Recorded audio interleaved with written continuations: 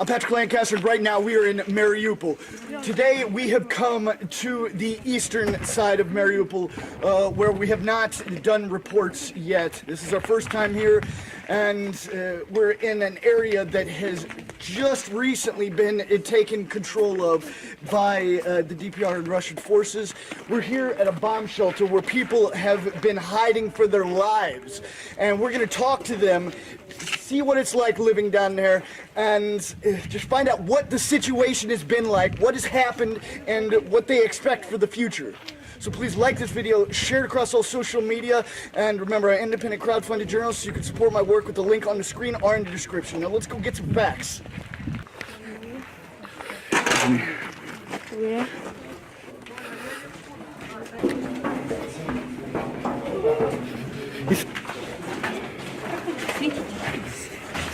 У нас там темно. What? You can see here. А кто вы тут снимете? Темноти. Экскурсию провести. Добре. Давайте. Вот это уже 1,5 метра. Вот так Посветите, потому что живет. у нас как бы не везде свет есть. Там видишь? 1,5 метра. Какие 1,5? Добре. 4 марта мы сюда все заехали. Ну, а я 1,5. А мы 4 марта. Вот чтобы у нас здоров Ага. Watch out. горел внутри. Как больше, конечно. Добре. Ага. Ой, аккуратно. Схему бункера посмотрите. Понятно. Добре.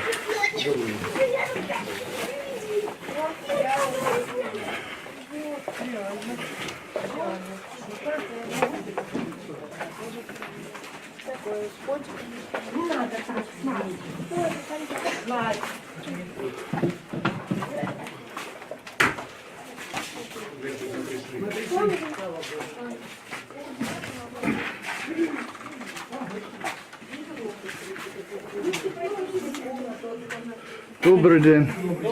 Можна гости? Конечно, заходите, пожалуйста. Борщ каша. Ні, спасибо. Борщик горячий только разогрели. Ага. Как жизнь? Так как там? Без домов. Без домов, да как бомжи, блин, теперь. Погорели, Еще даже лучше бы и гаражи погорели, все погорело. Под обстрелами побывали украинская армия. Украинский? Украина. Украинская, я говорю, чьи еще? На... Где они стоят, пришли, зачистку провели, а потом, говорит, не вылазьте. Ну, я посмотрел, и пушку наставили, прям сандалили в нас. Еще никто не заходил, они уже стояли, это, окружили наши, это, это Первомайск. Гаражи вот тут, где... Да, подожди своими гаражами. Первомайск, мы сперва туда бежали на гаражи, а потом они там начали, увидели, что люди по поводу ходят, начали там обстреливать. Чтобы специально не ходил никто. Да? Да. И даже по Не, ви сказали український? Украинский. На США и Европа они сказали, что Россия стреляет на мирные. Еще сюда никто не Если заходил. была бы Россия, я бы тоже сказал, что Россия, но это были украинцы. Они Мы сразу Украина. стали нас окружили и начали тут по минометочке, по... Сзади вас человек, у которого из этих как в обстрелов шахматы играть. погибла мать и жена. А дочка раненая вся, которую вытаскивали вдвоем с ним из-под обломков. Как вы вас знаю это украинский? Как Они знаю? дети были, синяя полоска и В флаг смысле, я Украины. знаю? Как знаю это украинский? Потому что они спускались, у них блокпост был наверху. И все, ну, не видели ДНР вообще, никто не заходил ни разу, никуда, ну, сколько вот ходили, гуляли, да, прилетало опасно, страшно, и сколько грабежей этих было. ДНР не было. Стояли все везде украинские армии, проверяли у нас паспорта. Скажи, как вы выезжали? Как вас разрешили Обстреляли. выехать после ранения Нам дали Леры? выехать через 15. Дали выехать, я мы не поднялся успели на жопой блокпост. спрятаться за это, они уже положили Помолчи. туда. Что положить, ты видел? Я поднялся на блокпост после того, как ударила эта минометка, попала в гараж рядышком и разнесло этот гараж. И погибло 2 человека. Мы пересидели в подвале, дождались утра. Только тогда, когда прекратился огонь, мы вылезли. Я пошел наверх спросить у украинцев блокпост их не был. И они дальше ездили, мотались по морю, вот так вот вдоль Ляпина. Набережная была перекрыта. Да, набережная была перекрыта. Именно ихними властями, и по домам, и по всему. И я поднялся, спросил, можно выехать, у нас там ранее, нам надо вывезти. Мы будем на машине выезжать. Можно? Можно. Я говорю, как будем выезжать, подымусь, еще раз спрошу. Все, спустился, собрали вещи, погрузили раненых, бабушек и поехали. И я поднялся второй раз и разрешили. Ну, вот опять, когда мы выезжали, они сразу тут же положили по этим же гаражам опять, где мы находились. И мы добирались сюда до больницы, и тут наши еще родственники оказались. И вот мы в бункере так и остались, потому что тут самое безопасное. Что это место тут? Что это вообще? Бомбоубежище. Это бомбоубежище. Это бомбоубежище советское, которое Советское было, времен. вот зайдите сюда, гляньте, на случай атомного взрыва, регистрация всего этого была. У нас, мы вот были медики, до самого последнего в больнице оказывали помощь, несмотря на то, что многие уехали. Наши врачи, медики пытались выехать, и военные, украинские, не давали им возможность переехать через постмост на другой берег реки для того, чтобы для возможности эвакуации. Они возвращались назад, пробовали другим путем выезжать. Они не пустят вас эвакуацию? Мы Да, пытались, не пустили. врачи 8 машинами пытались эвакуироваться со своими семьями. И вот, в момент, когда они эвакуировались, они доезжали за мост, на котором стояли блокпост украинских военных. И вот они после этого говорили: возвращайтесь, мы никого не пускаем. Наши медики, вернувшись в опять пытались через другой образ, вот через Ильича доехать до перекресток Мухина. Там тоже стоял блокпост. Точно так же на наших врачей наставляли оружие и сказали: возвращайтесь, мы вас никого не выпустим. Украинский. Не на Украинские. украинскую сторону. Как это возможно? не на российскую. А мы не знаем, мы тоже этого понять не могли, потому что, извините меня, началось первые дни, да, боевых действий, пошли окраина города, начали это. Мы все больницы были эвакуированы и приготовлены для приема раненых. А объема раненых не поступало. Потом выяснилось, что украинские военные забрали себе все скорые помощи. И больные, раненые с оторванными ногами, руками, с ранениями поступали к нам только потому, что их привозили волонтеры. Понимаете? Другие военные нам никто не привозил. Точно так. Сообщение водой снабжения приходилось от волонтеров. Еда от волонтеров. Люди, которые могли, привозили для генераторов, для всего и запускались на несколько часов в момент привезения больных и начала операции. Вот в эконом-режиме запускались генератор, больница работала. Хирургия, травматология, реанимация работали, делая операции. Понимаете, под обстрелами, под тем, что здесь сотрясалось все здание, все эти. Там это стреляет, это... 4 этажа, вот это первое здание, это хирургический корпус, да, и вот, приемное отделение, начиналось приемка больные, после этого поднимались наверх и в хирургию, в зависимости от ранения, и травматология. Людям ампутировали конечности, делали вытяжение. Это у нас были наши врачи. Находились там очень долго. И вот только 23 числа они смогли эвакуироваться, уехать. Потому что обстрел, при этом кухни не было, еды не было. Сотрудники, которые там остались, кто смог, готовили сами еду, уход за больными, за этими. Просто в этих условиях это было жутко. И это больница очень много прилет Да. был. И откуда это? Откуда? Да.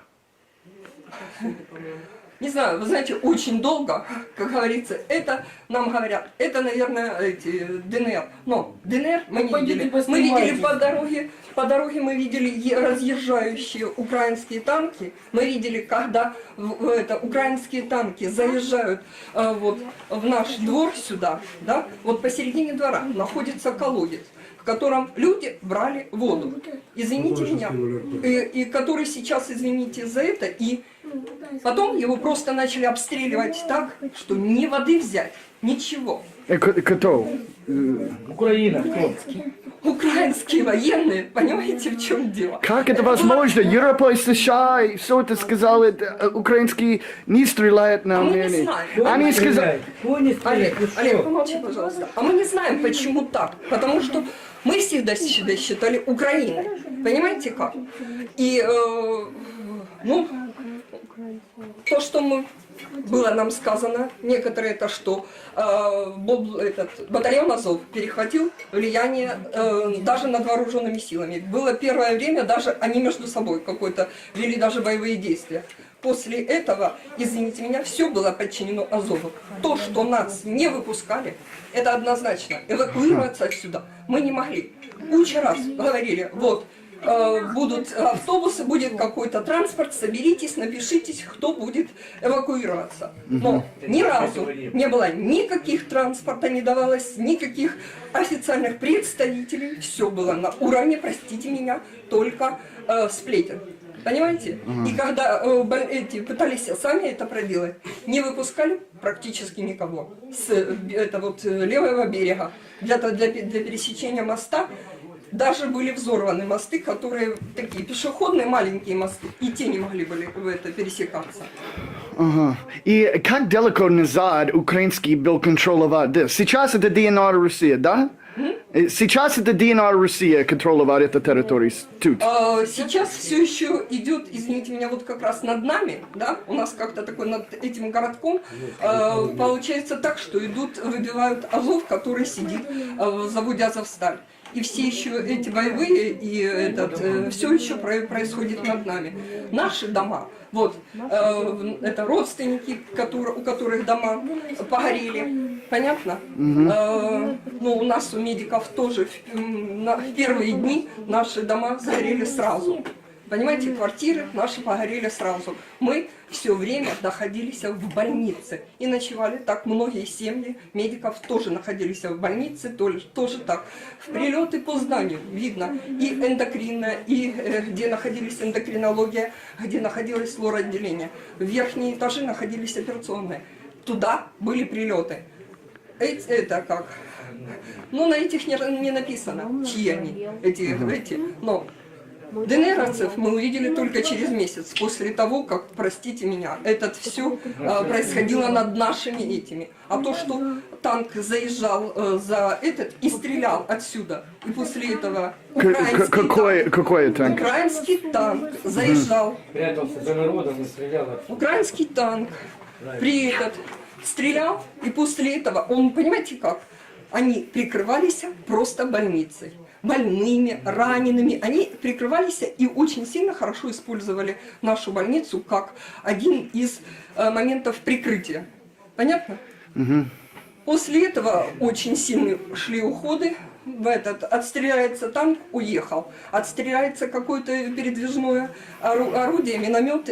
После этого к нам идут сюда приходы, потому что, чтобы погасить эту огневую точку.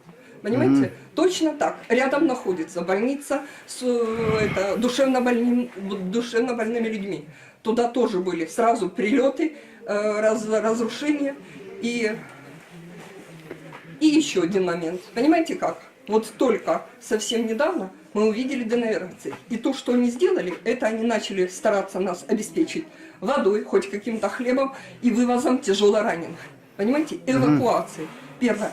Украинская армия. Это ДНР. Ага. Это когда вот уже появились ребята вывозили тяжелораненых с хосписа, которые лежали раковые больные в тяжелой степени, уже, извините меня, 4-я степень. Они вывозили их на бронетранспортерах. Понятно? Грузили, помогали и вывозили. Раненых, пожилых, детей в первую очередь выводили, после этого производили Мы как бы так, просто нам идти некуда. И смысл покидать вывоз на российскую территорию мы пока не видим. Потому что мы родились в Украине. И мы хотим здесь жить. И жить в Мариуполе. Это наш город. Понимаете? Поэтому мы поэтому и пока ждем, чтобы это закончилось. Однозначно. Нам хочется мира. И какая власть находится, вот это нас не волнует.